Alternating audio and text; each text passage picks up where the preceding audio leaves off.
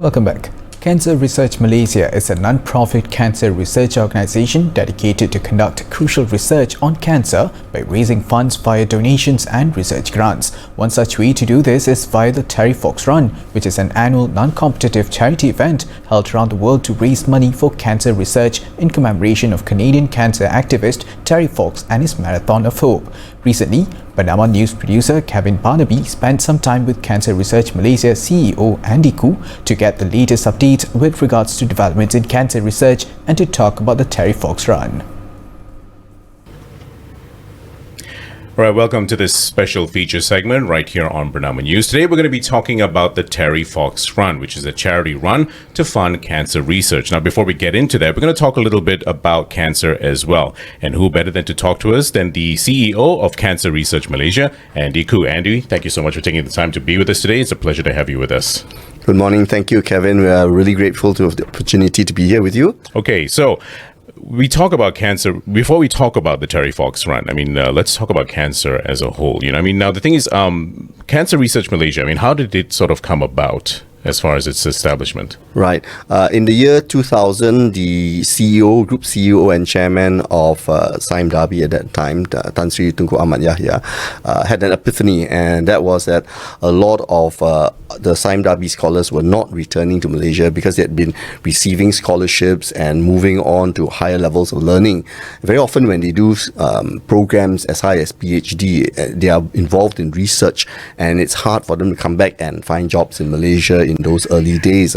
So around the year 2000, Tan Sri Tunku Ahmad Yahya spoke to Tun Mahathir. At that time, Dr. Mahathir. He was not yet Tun. Yes. And mooted the idea that it would be beneficial to the country to set up a research facility, partly to bring back the scholars from Sime Darby, Petronas and all our GLCs, but at the same time to benefit the country in terms of empirical research. So consequently, they put their heads together, and the year 2000 came up with the concept that for this research entity, they would actually focus on cancer. And that's how Cancer Research Malaysia came about in the year 2000. Right. So the thing is now, in terms of its establishment and all, did you, as far as you're concerned, you've only just taken over for it, but did you sort of find out, were there any challenges regarding the establishment of the fund? Of the association? Yeah, realistically, Cancer Research Malaysia is a charity. The way it was established back in the year 2000. So effectively, it's not a government agency. We don't receive any guaranteed funding year over year. However, we've been very fortunate because Yayasan Sime Darby, through the Sime Darby group of companies, and Yayasan Petronas have actually been giving us a certain level of contracted funding every year. It's not guaranteed, but they review our performance, and if they feel that we have met objectives and goals we set for the next few years, year over year, they do give us some level of committed funding. The reality, though, is that aside from that funding from Yayasan Sime Darby, Yayasan Petronas, we have to go out there and raise our own funds. So as you can imagine, any charitable foundation, obviously, yes, exactly. You would have to do that. Yes. Exactly, you're right, Kevin. So you can imagine, especially in these days of economic duress and a little bit of concern about how people are doing financially, funding in terms of charity funding has actually dwindled. So it's a bit of a challenge out there. Very often people don't think about charitable foundations as competitive, but in reality they are, because of the simple fact that everyone has a limited amount of money to give. It's just like if you wanted to buy a car, you have a budget, right? So if you want to donate, perhaps you don't tell yourself exactly, but most people do have some sort of a budget in their minds year over year. And if they give that full budget to ABC, that means XYZ and DEH don't get the budget. So in a way, it's quite tough when the charitable giving overall dwindles. Of course, you can imagine, in fact, the opposite happens because more charities are set up due to the fact that the economy is getting worse, right? Exactly. So you have soup kitchens, and you've got disabled children's homes and all that, and those actually increase during bad times, but when giving dwindles, you see, you get this, I would say, contradiction in terms effectively. So now when you talk about that and funding and everything else, let's talk about COVID for a little bit, because obviously that was a very trying time for everybody around the world. The global pandemic. How did Cancer Research Malaysia sort of overcome those particular challenges? Well, as I mentioned earlier, we were fortunate in the sense that a bit of funding comes from Yayasan Samdabi, Yayasan Petronas. So that continued to be the foundation of our giving, even the years 2000 to 2022. On top of which, the organization, because of the setup from the year 2000, was actually established with a group of scientists. And you can imagine, since scientists are very organized, disciplined, they're very detail-oriented. So the moment they knew that the pandemic was going to hit public giving and funding was going to dwindle, they actually hunkered down and they were very careful about their spending. So the good news is this, because we are into research, in a way we have got a different model from most other charities. For example, if you are an abandoned children's home, you have a certain number of children, and every month they need to be fed, every month they have to have for example, education and transport, food, housing, shelter, and all that. Whereas in our case, we were a little bit more cautious. We could reduce the amount of research we were doing during the COVID years, and we just did more analytical stuff rather than new empirical research. That helps you to reduce your costs, because the cost of chemicals, reagents, and we didn't really hire new costly, scientists. So effectively, if you, just like in your own household, if you are careful about the way you spend, if you budget and you don't overreach what you are able to bring in on a month-to-month or year-to-year basis, they manage to get by quite well. Okay, so now, talking about research for cancer, now let's talk about cancer proper. Obviously cancer is one of the main causes of death in Malaysia, unfortunately, and it still is, So, yes. Yeah, sadly so, and ranks 4th overall in terms of the number of deaths, which is quite an alarming little fact there. So how far have we come in terms of, spreading awareness on the importance of early detection, and care? I think that remains a challenge, not just for Malaysia, but for most third world countries. It's actually quite a simple equation. The level of understanding and familiarity with the disease is low, number one.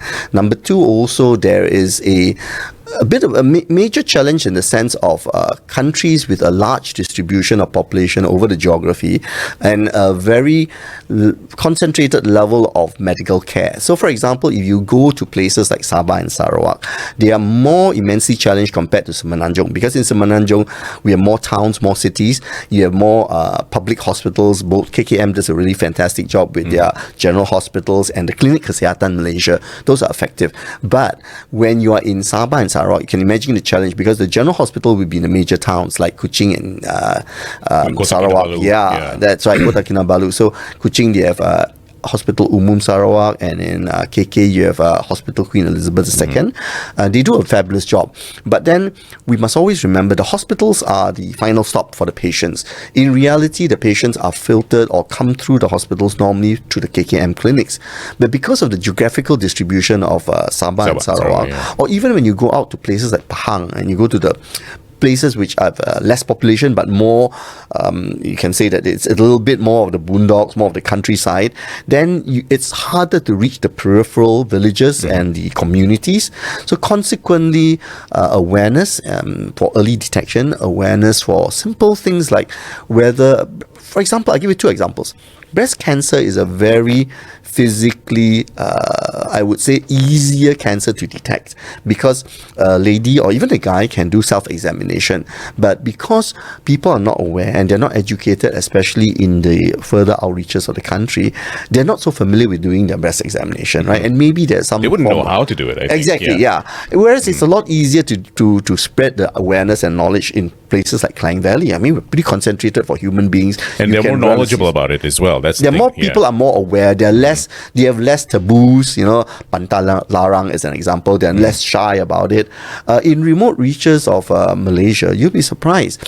People still rely a lot on non-traditional, not non-medical Western medication, not non-governmental medication. So they go back to things like traditional medications. They may even go back to the local bomo or the local massage and have jamu and, even oral cancer. Another example is mouth cancers. It's actually quite easily detectable. But somebody has a sore and they don't realize whether it's affliction from a fish bone that Penetrated their skin or their gum or anything like that, that's right, right? created the sore, or is it because it's the beginning of cancer? The thing gets worse and worse, and by the time they actually make the journey out to the hospital, which could be like 3 days by by a speedboat and 4 days by 4-wheel drive, this 7-day journey is non-trivial to somebody living in the middle of a village in a mountain or something. And consequently, at the end of which, if they don't seek treatment, then it becomes too late really. So you have this lack of accessibility and awareness, and no matter how you try to do, it's going to be a challenge for third world countries, especially.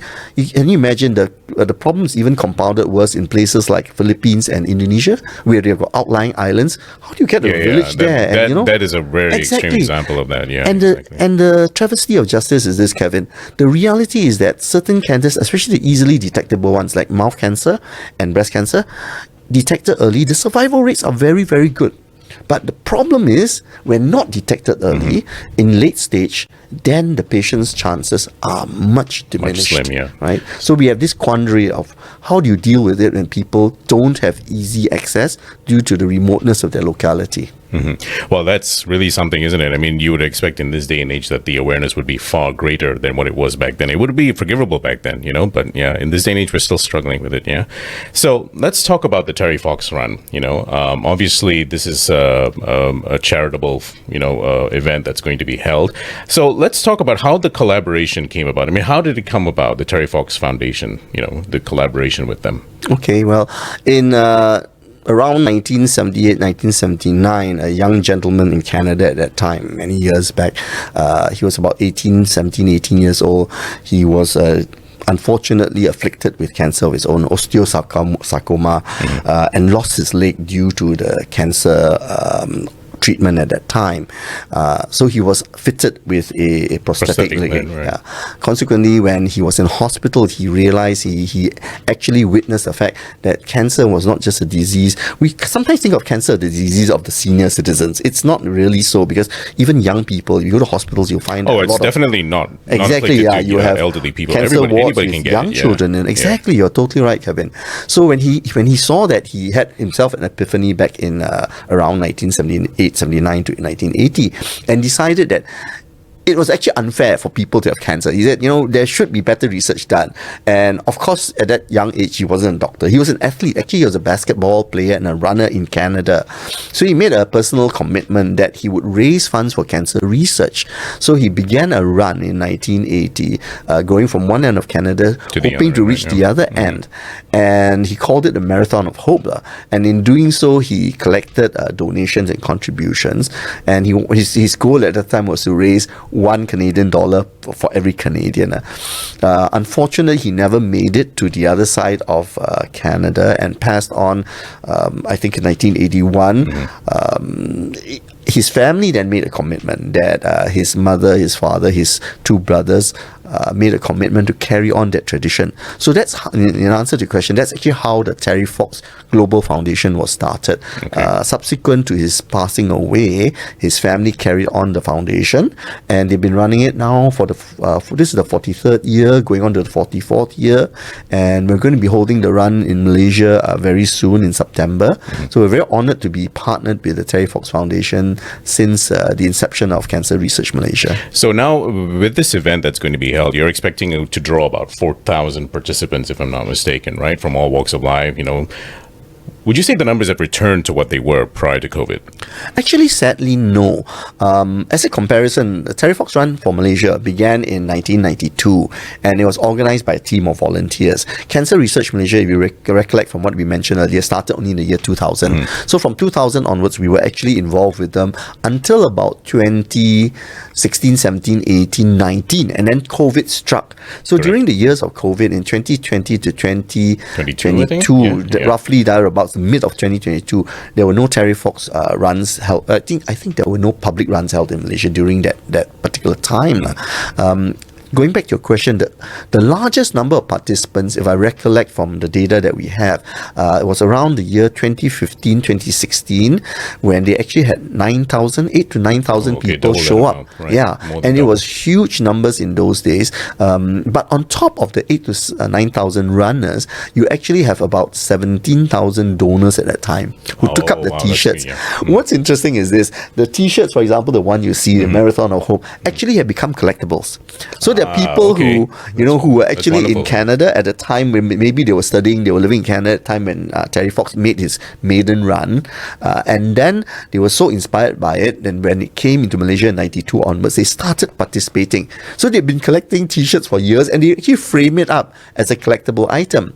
So these people continue even though they don't actually participate in the run, maybe because of COVID, the overhang from COVID and all that. But we still do get donors who buy it, and of course the number of people who show up is always a ratio. We usually have dropout of 20-30%. Right. So the highest number was about 9,000 who actually showed up, but 17,000 actually supported right. the donors run for that year back in 2014, 15, 16. Right. Now last year we went up to about 3,000. We're hoping to get 4,000 to 5,000 this Right. year. So the thing is now this event is going to be held at Metropolitan Park, right? Yes, correct. So what has made this locations kind of unique in terms for the run? Well, I think three things. One is that Dewan Bandaraya Kuala Lumpur, I mean, that's still the correct name because I think they've become a major city already. They have been very cooperative and very supportive. So they have actually allowed us the use of the facility year over year when we applied for it. The people at DBKL who are in charge of the park registration and the events registration, they're very, very supportive. That's always a lot easier when you have that facility. Number two is that, as you may know, it's an enclosed park. So that's got fencing around it, which is good. It's really secure. We have done runs before in the past where it's an open area. You're running by the side of the road, or you're running without a perimeter fence. Now, because we are a fun run, we're not a competitive run. It's only 3.5 kilometers or 3.3 kilometers this year. The reality is that we get a lot of children, and you have a situation where, if a child runs off the track and runs onto the road, and unfortunately there's oncoming traffic, it's very dangerous for them. So we are very happy with Metropolitan Kapong because it's got a perimeter fence. It's a very safe area.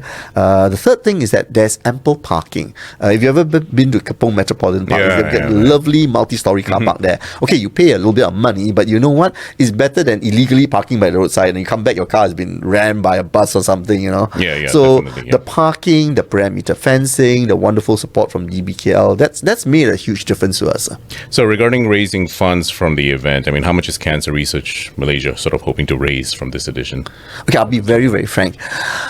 Doing a run for fundraising is not really the most. I'm a business guy, right? I come from 30 plus years of IT business, computer business, so I look at it in terms of ROI. Doing a run is actually not profitable. It's more for awareness. So, for example, in this particular run, we only get the donation of 40 ringgit per runner. I'd be very honest. The T-shirt itself costs 15 ringgit. If we give a medallion, it's another 10 ringgit. All the other organizational overheads cost another 4-5 ringgit. So at the end of the day, if you really get the T-shirt, you get there is a medallion. This year we've removed the medallion. It wasn't very popular in Kuala Lumpur, but it was really hugely popular in Penang, which is quite strange. But the reality is that we make maybe 10 ringgit per participant. Okay. So you kind of figure 4,000 participants, 40,000 for the amount of effort to organize a run. In that sense, the run as a mechanism for fundraising is not really effective. But it is awareness, because when people come, that was the whole aim. Yes, they understand. They understand more about cancer, that you mentioned earlier. They understand more about research, the importance of research for cancer, and they learn a little bit about the legacy of TerryFox. So the publicity, I think public awareness is what we're driving for. And at the end of the day, I think that behooves us to continue the efforts of the run and try and get more and more. Hopefully, we'll come up to one point in the future where we have again 9,000 people coming. All right. So just one final question before we wrap things up. Okay. So could you share with us, where we can find more more info on the event, to participate, and to make a donation for the cause? Yeah, definitely. We actually have got a website. You can go to our cancer research website. It's featured very prominently there. We have our Facebook, we have our Instagram. So anything, you just do a cancer research Malaysia, or you do TerryFox Malaysia. We've got a Facebook page. You click on it takes you to the registration link. There are two means of registration: register through as an individual, and on that we actually have got a partner who provides the typical ticket registration like Checkpoint Asia and all that. You register as an individual on that, you just pay them the funds.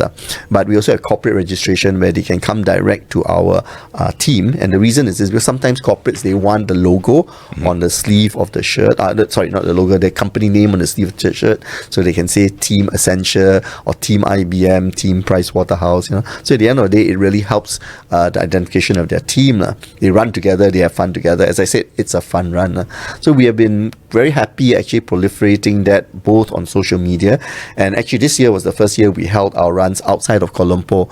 So we just did one in Penang, I think in June, at the end of June, and we did one in Malacca in February. So we're hoping to continue proliferating TerryFox runs, because in Canada, as an example, they have 650 runs every year throughout the whole of Canada. So there's no reason why you have to just keep it to Kuala Lumpur. We can actually raise awareness, as we said earlier. It's not very much in terms of fundraising, especially when it's outside of KL. The costs are even higher, and we can't charge more. So reality is that we do it more for fundraising awareness rather than pure cash. Okay. Well, Andy, thank you so much for taking the time to be with us today. And for those of you that want to be part of this TerryFox Run, you can visit them on the TerryFox Facebook and Instagram website. And that's it for this edition of our special feature segment. We now head back to our regular news right here on Bernama News. Thank you.